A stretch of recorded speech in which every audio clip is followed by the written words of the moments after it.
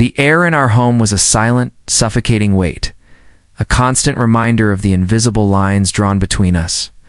At 28 I mark, long learned to navigate the treacherous currents of my family's affections, knowing instinctively that any warmth, any genuine pride, would always flow past me. Pooling instead around my younger sister, Amy, she, at 25, moved through life seemingly untouched by this profound imbalance, either truly oblivious or masterfully adept at ignoring the chasm that separated us. This deeply ingrained partiality, a quiet but relentless force, especially from my father, had been a constant companion since our earliest memories, a shadow that lengthened and deepened with every passing year, twisting the very notion of family. Amy was, in every sense of the word, the golden child. My earliest memories aren't just memories. They're stark, painful contrasts. When I turned 5, my birthday was a quiet affair, marked by a modest store-bought cake and a functional family supper. It was forgettable, designed to be so. Just a few months later, for Amy's 2nd birthday, our backyard transformed into a surreal carnival. Professional face painters, their brushes dancing with vibrant colors, turned children into fantastical creatures. A colossal bouncy castle, a vibrant inflatable behemoth, dominated the lawn, its turrets reaching for the sky, filled with the joyous shrieks of toddlers. And as if that weren't enough, a petting zoo, complete with fluffy lambs and gentle goats, delighted the guests. The sheer scale of it, the effortless abundance showered upon her, didn't just define a day, it defined the next 2 decades. It wasn't merely about the toys or the parties, it was the palpable energy of parental delight and pride that enveloped Amy, a warmth so intense, it left me shivering in its shadow. As we grew, these differences weren't just pronounced, they were etched into the very fabric of our daily lives, a cruel, undeniable truth. Amy always seemed to possess the newest gadgets, the most fashionable clothes, and the lion's share of our parents' attention. I recall one particular incident when I was 10. I had painstakingly saved months of my allowance, a meager collection of crumpled bills and tarnished coins to buy a new bike. It was a modest mountain bike, but to me it represented freedom, independence, and the tangible reward of my own effort. The day I brought it home, gleaming and new, Amy, then 7, saw it. A fit of childish rage, a tantrum of epic proportions ensued. Rather than seizing the opportunity to teach her about patience, about the value of saving, or the quiet satisfaction of earning something, my parents, with exasperated sighs and a familiar, weary indulgence, went out that very afternoon and bought her an even nicer, flashier bike than mine.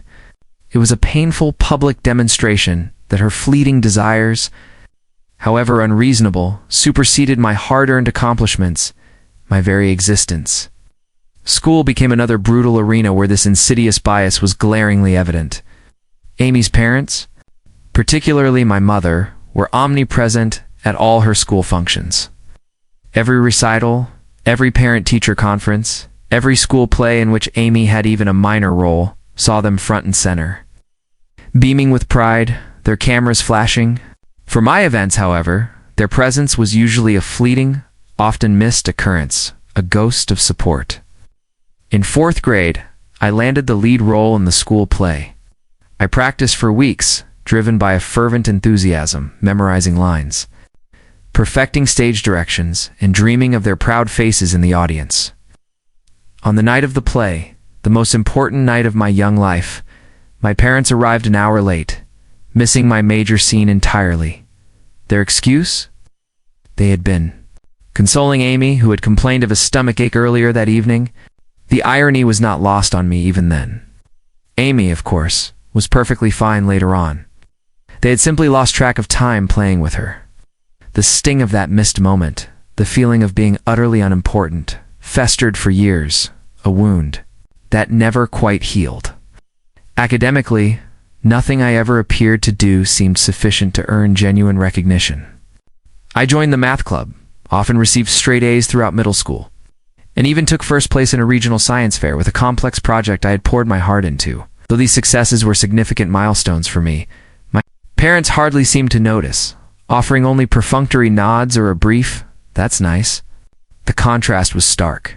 Slap in the face when Amy scored a B+ on a single test in her weakest subject, a subject she barely tolerated. My parents threw her a celebratory dinner at her favorite restaurant and purchased her a brand new top-of-the-line smartphone as encouragement to keep getting better. It was as if my consistent excellence was expected, unremarkable, while her mediocrity was a cause for celebration, a testament to their unwavering, illogical devotion. High school was particularly difficult, a relentless, exhausting pursuit of their approval. I threw myself into every activity I could, hoping to finally catch their eye, to earn a single, genuine smile of pride, along with maintaining a perfect 4.0 GPA. I became editor of the school newspaper, meticulously proofreading articles and managing deadlines. I was also captain of the debate team, spending countless hours honing arguments and leading my team. 2 victories. Meanwhile, Amy coasted through school, barely maintaining a C average, and spent much of her time hanging out with friends. Her social life, seemingly, her only priority. The culmination of my academic efforts came when I was chosen from our entire university as one of 2 junior-year applicants to participate in a prestigious summer program at Harvard. It was an immense honor, a validation of years of hard work, and I felt a surge of genuine pride, a rare moment of self-worth. When I shared the news over supper, my dad grumbled, barely acknowledging my achievement before swiftly moving the topic to Amy's forthcoming dancing performance. My mother, at least, offered a fleeting, "That's nice." She too moved on quickly, her attention already elsewhere. On the night I was leaving for Harvard, my parents couldn't bring me to the airport because Amy's concert fell on the same day. Their priority was clear, brutal in its clarity: seeing Amy perform. I had to ask the parents of a friend for a ride, another agonizing reminder of my place in their priorities, a constant echo of my insignificance. The college application. The process was another brutal experience, a gauntlet of emotional tests. I worked for months, meticulously improving my essays, engaging in a myriad of extracurricular activities, and undergoing rigorous SAT preparation. The effort paid off. Several elite colleges accepted me, and I was offered a sizable scholarship to my ideal university. When I shared this news at supper, their reaction was barely passable, a lukewarm response that chilled me to the bone. "That's good, but don't let it run to your head," my dad advised, his voice laced with a familiar dismissiveness. "Colleges aren't everything," my mother added, her gaze distant. "Just remember about us when you're off becoming a big shot." It was less a congratulation and more a warning. It's a subtle demand for loyalty even as I ventured into my own future, a future they seemed determined to control. On the other hand, my parents were quite understanding, almost admiring, when Amy barely passed high school and chose not to attend college. They praised her for knowing herself and for defying social expectations, a freedom they had never once afforded me. They even paid for a brand new car as a graduation gift for her, a stark, undeniable contrast to my own hard-earned scholarship, a symbol of their blatant favoritism. Emotionally, this persistent, pervasive favoritism profoundly impacted me throughout my teens and early 20s. I battled anxiety and despair, a constant gnawing feeling of inadequacy and unworthiness. The emotional neglect was a heavy burden, making me question my own value, my very right to exist. I began therapy in college, a decision that proved to be a lifeline, a desperate grasp for sanity. Through countless sessions, I slowly came to realize that my parents' actions were not my fault. Their inability to see or appreciate me was a reflection of their own issues, not mine. It took years of dedicated effort to develop my self-esteem, to build an internal sense of worth, and to learn to validate myself rather than constantly depending on my parents' approval, which was always withheld, always just out of reach. My immediate family did not help me, yet I still managed to lead a decent life. By the time I graduated from college with honors, I had secured a decent job in finance, and by 27, had even purchased my own house. Though my parents weren't, I was immensely proud of what I had accomplished, a quiet triumph built on resilience and self-reliance, a defiant act against their neglect. Here, then, is where the current drama truly begins. A turning point that forced me to confront the deep-seated issues head-on, to finally break the cycle. On my dad's side, my grandfather had died not too long ago. He was a successful businessman, a self-made man who had started from nothing, building his empire brick by painstaking brick. He left a sizable estate, a testament to his hard work and shrewd investments. In his will, he had meticulously split his possessions equally among his children, my dad and his siblings, and all his grandchildren, including me, Amy, and our cousins. My portion of the bequest was significant. Roughly $500,000. It was an amount that felt transformative. A genuine opportunity that would have allowed me to invest in my future, pay off my remaining education loans, and perhaps even launch my own company someday. A long-held dream that suddenly felt within reach. This unanticipated windfall and the chances it could present made me genuinely happy, a rare feeling of unburdened optimism that quickly turned to dread. When the will was read, however, a palpable shift occurred. My parents clearly became agitated, their faces tightening with a barely concealed displeasure, a venomous resentment. Later, they cornered me, drawing me aside with a forced solemnity, their eyes glinting with a predatory intent. They declared that they felt it was unjust, that I had received an equal portion. Amy, they insisted, who still lived in their basement, and worked part-time at a coffee shop, needed the money more since she was suffering. I was stunned, the familiar sting of their favoritism twisting in my gut, but I attempted to keep cool, to reason with them, to appeal to their logic. Clarified that Grandpa had made this decision, that they had no say in how he chose to distribute his wealth. They insisted I should act morally and do the right thing by giving Amy my fair part. Their voices grew sharper, their expressions hardening, their faces contorting with a familiar fury. When I firmly but calmly turned them down, they became enraged, their faces contorting with a familiar fury. They began guilt-tripping me, calling me unappreciative and selfish, their words like daggers. Every incident my dad could recall where they had supposedly helped me came under discussion, twisted into a narrative of my indebtedness, a debt I never asked for. He emphasized paying for my medically necessary braces, buying me school supplies, the bare minimum, mind you, and allowing me to reside at home during college, though I worked part-time to help with finances. He conveniently and deliberately forgot about the brand new car they bought Amy, the many shopping sprees she enjoyed, and the glaring fact that they still financially supported her at 25 years old. The hypocrisy was breathtaking, a grotesque display of their twisted priorities. The matter got rapidly more serious, escalating beyond mere emotional manipulation into the realm of outright illegality. Acting as the will's executor, my dad chose to take matters into his own hands, believing he held ultimate authority, a tyrannical power. He declared that, along with her own inheritance, he would be interpreting Grandpa's true intentions and unilaterally giving Amy my entire portion. He insisted, with a self-righteous air, that Grandpa would have wished this if he had known. Our unique situation, I was broken. This was not only obviously illegal, a blatant disregard for a legal document, but it was also a terrible, crushing reminder of how little my parents truly thought of me, how easily they were willing to erase my existence from the family's financial future, to pretend I didn't exist. Pointing out that Grandpa had always treated all his grandchildren equally, and that he was indeed aware of our circumstances, I tried desperately to reason with them, to appeal to their sense of justice. My mother, her eyes narrowed with accusation, then accused me of speaking ill of the deceased by implying Grandpa would have preferred anything else than what my dad was advocating.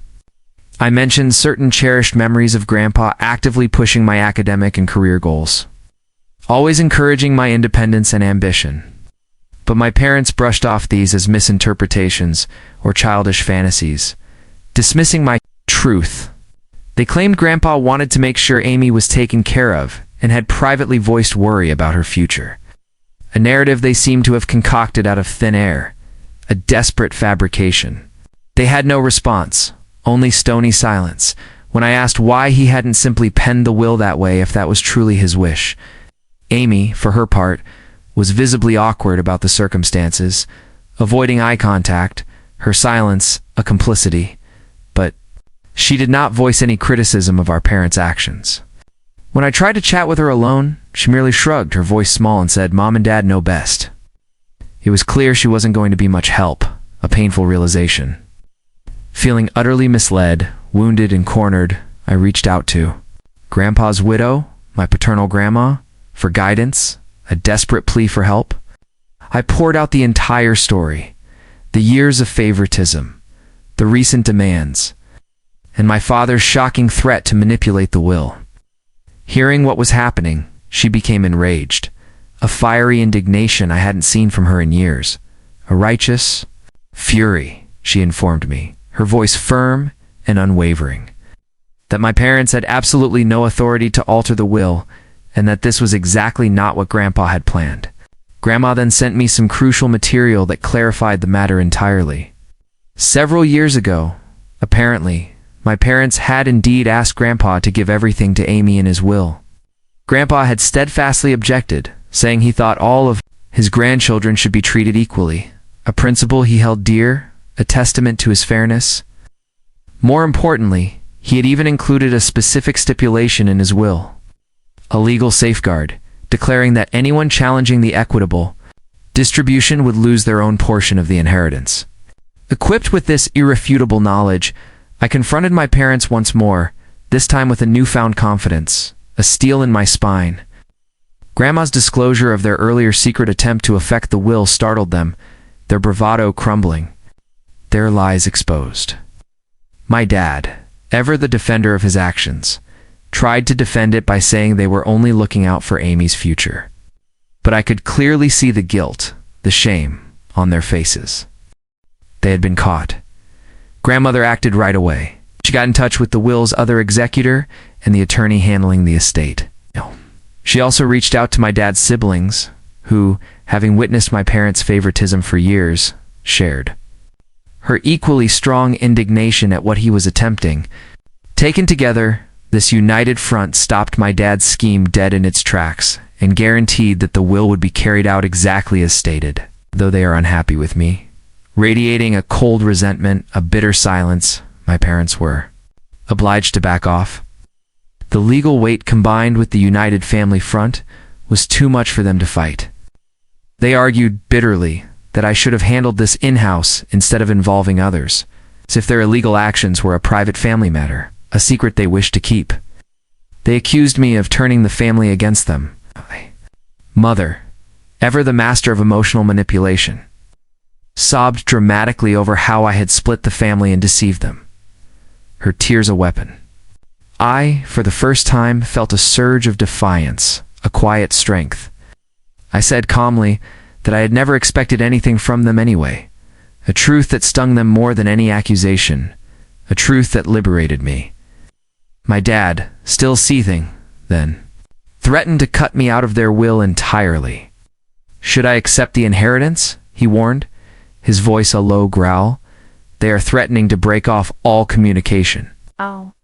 My dad even went so far as to suggest that I would not be welcome in their house should I inherit the money. In a particularly low blow, designed to hit me where it hurt the most.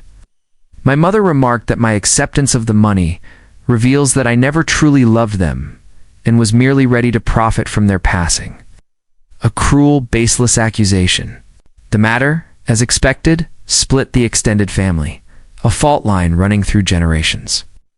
A few of my cousins, those who had also witnessed the long-standing favoritism, were encouraging, understanding my position and valuing me for advocating for myself, for standing up for what was right. Others, however, believed I should have yielded in order to preserve peace, arguing that family harmony comes first over financial considerations, a sentiment I could no longer abide. Although my dad's siblings were definitely on my side, this whole ordeal strained their relationship with my parents as well, creating new rifts. Amy found herself enmeshed in all this, caught between her parents' demands and the unfolding truth, a pawn in their game. She confided in me privately that although she felt bad and hadn't asked for this, she was not ready to challenge our parents. She had been trained her whole life to depend on them and seek their praise.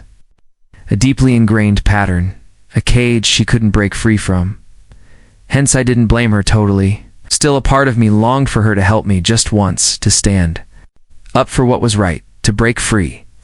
This entire circumstance, this brutal confrontation, brought out a lot of past suffering and bitterness I had suppressed for years, a torrent of buried emotions. I found myself remembering all the times I was passed over or discounted in favor of Amy. The birthday celebrations I missed, the school functions my parents missed, academic successes that went unreported. This one occurrence seemed to be bringing to a head a lifetime of unfairness, a culmination of neglect. Though the whole affair has caused a great divide in the family, I am keeping my ground and want to take my inheritance as Grandpa meant. My parents hardly talk to me, their silence a chilling punishment. A weapon wielded against me, and family get-togethers have grown awkward, filled with unspoken tension, a suffocating atmosphere. I missed our monthly family meal last week for the first time ever, since I could stand the cold shoulders and accusing glares. Though there is turmoil, a tiny bit of me feels empowered, a spark of defiance. I'm confronting the unfair treatment by my parents for the first time in my life. I'm declaring my value and refusing to be written off, to be invisible. It's both terrible and freeing at once, a paradox of pain and liberation. Ow. Though I think I'm in the right here, the family drama is draining me, something I hadn't experienced. Since college, I've started having anxiety attacks once more, a familiar and unwelcome guest, a physical manifestation of the stress. To assist in handling all this stress, I'm thinking about returning to therapy, a necessary step on this journey. Am I the one who should have refused to comply with my parents' expectations and accepted my inheritance? Should I have simply handed Amy the money to maintain peace?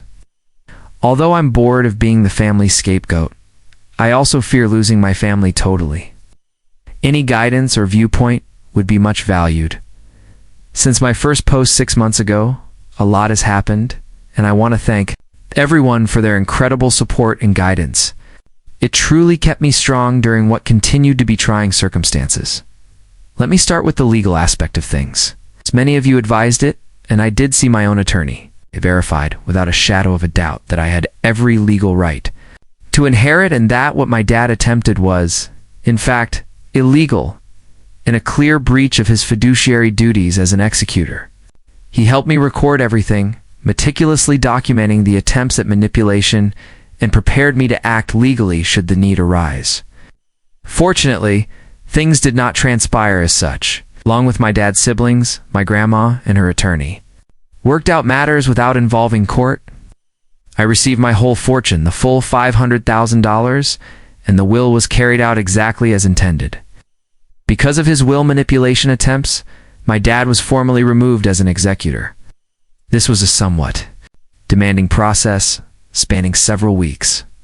My parents threatened litigation. There were tense meetings filled with accusations and furious phone calls that left me emotionally exhausted. But ultimately, the law was unambiguous, and they had no choice but to back off. Still ongoing, though, the family fallout has been noteworthy. At first, my parents doubled down on their viewpoint, refusing to concede any wrongdoing. They charged me with being avaricious and neglectful of my sister, painting me as a greedy villain. They also sought to mobilize other family members against me, disseminating false allegations that I had somehow coerced Grandpa into giving me money, or that I had manipulated him in his final days. Luckily, most of the family saw through their trickery, having witnessed their favoritism for years. About 1 month following the will's acceptance, there was one really unpleasant occurrence at a family gathering. My aunt was hosting a quiet get-together, and my parents showed up unannounced, uninvited, their faces set in grim determination. They immediately started a scene, their voices rising, starting to shout about how I had taken from Amy and corrupted Grandma against her. My dad became particularly enraged, saying I had ruined all these wonderful memories of our family. My mother, in a moment of sheer, unhinged drama, flung an old family photo album squarely at my feet, its pages scattering across the floor. It was awkward and terrible, a public spectacle of their bitterness.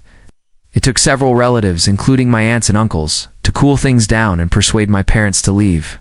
Bless her heart, my grandmother turned out to be my most powerful supporter over all of this. She related tales of how my grandfather had always been pleased of my achievements. how he had quietly celebrated my successes, and how he especially wanted to make sure all his grandchildren had equal chances, regardless of their parents' biases. She even said Grandpa had maintained a secret scrapbook of my accomplishments, newspaper clippings of academic honors, copies of my college acceptance, letters, and even the program from that university play my parents had been late for. This insight was sad, as it confirmed what I had always suspected about their neglect, but also wonderfully vindicating, a tangible testament to his love and belief in me. Grandma also volunteered to straighten the records with the wider family. She organized a family gathering, explicitly excluding my parents, and laid out the entire history of my parents' partiality, including events I had long forgotten or never even heard about. Having someone at last recognize the unfairness I had gone through for years was incredibly validating. But it also reopened old scars, bringing a fresh wave of grief for the childhood I never truly had. About my sister Amy, she at last found her voice in all this. She came to me personally, her eyes filled with a mixture of regret and newfound resolve, and apologized for not sticking up for me earlier. After some soul-searching and several long talks with our grandmother, she said she thought our parents' preference was improper, but she had been too terrified to confront it, too dependent on their approval. We discussed our childhood and how it influenced both of us in great length and emotional intensity. Amy admitted that being the favorite child wasn't as wonderful as it seemed. She never learned how to stand on her own 2 feet and felt great pressure to live up to our parents' often unrealistic expectations. She told tales of times she yearned to accomplish things on her own, to make her own mistakes and learn from them. But our parents would swoop in and handle everything for her, therefore depriving her of the opportunity to develop and learn from her mistakes. For our relationship, this talk marked a sea change. We began, tentatively at first, to mend the sibling link. Our parents' partiality had broken. Just the two of us have been routinely meeting for coffee, for walks, for quiet conversations, to discuss and encourage one another through this ongoing family crisis. Declaring that she was going to pay for college with her inheritance astonished everyone, especially our parents. She claimed seeing me stand up for myself motivated her to start managing her own life. Once she decided what she wanted to study, she registered in a nearby community college first, intending to transfer to a 4-year university. Our parents let out startled gasps. I knew, I believe, that their babying had not done Amy any favors, and her decision was a direct consequence of their overindulgence. The response of my parents to all this has been diverse and changing, a shifting landscape of emotions. They first attacked both of us angrily, trying to guilt Amy into quitting college to help the family. Since they said I had turned her against them, they changed strategy when that proved ineffective. After several protracted talks with my grandmother and seeing Amy's great transformation, my mother began to recognize how damaging their actions had been. She has made some hesitant moves toward reconciliation, even beginning therapy to address her own deep-seated problems with favoritism and control. She got in touch to apologize, owning that she had been unfair and requesting a chance to right things. It's a slow process, and while I'm gently hopeful, I'm also keeping strong limits, protecting my newfound peace. Sadly, my dad has been less likely to own any mistakes. Still furious, he feels as though he is the victim in all this, a martyr to our ingratitude. He has been chilly toward Amy since she chose to go to college and hardly speaks to me. He has tried a few times to control us, threatening to sell our childhood house should we fail to come to our senses, or forgiving us should we realize we were wrong. Although we are both standing strong, it hurts to see him distance both of his children like this, sacrificing his relationship with us for his pride. The dynamics among the extended family have changed dramatically, largely for the better. I now live closer to my dad's siblings, who have been quite helpful and supportive, and my grandmother. Having heard from my aunts and uncles about handling my dad's challenging conduct over the years, it has lessened my loneliness in this fight. I've developed deeper bonds with some of my cousins who stood by me, forming a new, healthier support system. We've even started a monthly cousin meal, a tradition that allows us to all catch up, free from the drama of the older generations. For myself, I have been making sensible use of my inheritance. Having paid off my college loans, I now feel an amazing degree of financial freedom, a lightness I've never known. Working with a financial advisor, I have assembled a varied investment portfolio, planning for a secure future. I have also set aside some funds to maybe launch my own company some years forward, a dream that now feels within reach. Opening a community center with reasonably priced mental health treatments and financial literacy seminars is something I'm actively investigating, a way to give back and help others avoid the struggles I faced. But for me, buying therapy for myself and volunteering to do the same for Amy has been the most significant application of the money. Both of us are learning to set reasonable limits with our parents and are working on healing from our childhood events, though it's a long road. I already feel as though I'm developing a knowledge and ability to overcome emotional neglect and long-term partiality. This whole process has brought some surprising good improvements into my life. I now know a great deal about establishing limits and defending myself, lessons learned through painful experience.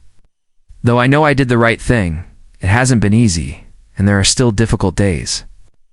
I feel good about myself for resisting guilt and pressure, for standing firm in my truth. Among the most unexpected results has been a profound change in my work path. Dealing with all this family conflict and undergoing therapy has helped me to see my own passion about supporting people who are dealing with all this family dysfunction. In doing therapy has helped me to see how driven I am about supporting others who have gone through same family dynamics. I am currently thinking about returning to school to specialize in adult children of emotionally immature parents and work as a family therapist, a career that feels deeply aligned with my experiences and desire to help. I've also been helping youngsters from challenging family homes at a nearby youth facility, offering mentorship and guidance. Being able to offer the kind of encouragement and support I wish I had had as a youngster is immensely satisfying. I'm even considering creating a scholarship fund for children from same circumstances using some of my inheritance. A way to pay forward the unexpected gift I received. My contact with Amy has kept getting better. Once a month, we have a siblings' day, when we do something entertaining, just the two of us. Our hiking and picnic last month was the most laid back and connected we had felt since we were small children. Without our parents' influence, we're gently reconstructing our connection on our own terms, building a bond based on mutual respect and understanding. Regarding my parents, things remain tricky. Our relationship has been trying to be rebuilt by my mom. She has been routinely attending therapy and has even begun to see some of the damage her favoritism brought about. We have had a few one-on-one lunches when we have had some honest, though challenging talks regarding our past and forward direction. Though it's not flawless, improvement is evident, a fragile but growing bridge. My dad still objects to change, though he still says he did nothing illegal and that Amy and I should be appreciative. He refuses to be in the same room with me, hence he missed several family functions. Though it hurts, I am trying to let go of my need to compel him to see things differently or control his reactions. For both Amy and me, Grandma now serves as a rock, a beacon of unwavering support. She has been sharing additional tales about our grandfather and his pride of us for advocating for ourselves. She always supports justice and an understanding. Thus, she has been a fantastic mediator in family problems, a wise matriarch guiding us through the storm. The whole process has imparted a lot of lessons about the actual meaning of family.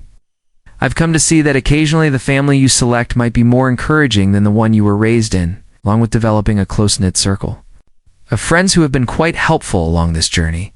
I've grown closer to my aunts, uncles, and cousins who stood by me. Setting limits and practicing self-care have also become more crucial to me. I'm growing better at saying no to circumstances that compromise my mental health. I no longer feel bad about giving my personal well-being top priority. I was so preoccupied with trying to achieve my parents' favor that I had always put off investigating new interests and hobbies. Now, with the emotional burden lifted, I'm exploring passions I never knew I had. To those in same circumstances, I would wish to advise, do not let someone make you feel bad about getting what is rightly yours, even if it generates controversy. It's reasonable to defend yourself. Though family dynamics might be complex, you are deserving of fair treatment. Remember, it's never too late to begin developing the life you are due. See a therapist if necessary, surround yourself with encouraging people, and don't hesitate to establish limits. Who you are personally defines your value, not how your family treats you. I want to thank each of you once more for your suggestions and encouragement. It meant more than what you would have known during a really trying period. Although the road has not been simple, I'm excited about the future and confident in a self-assurance I have not experienced in years. Wear this. New.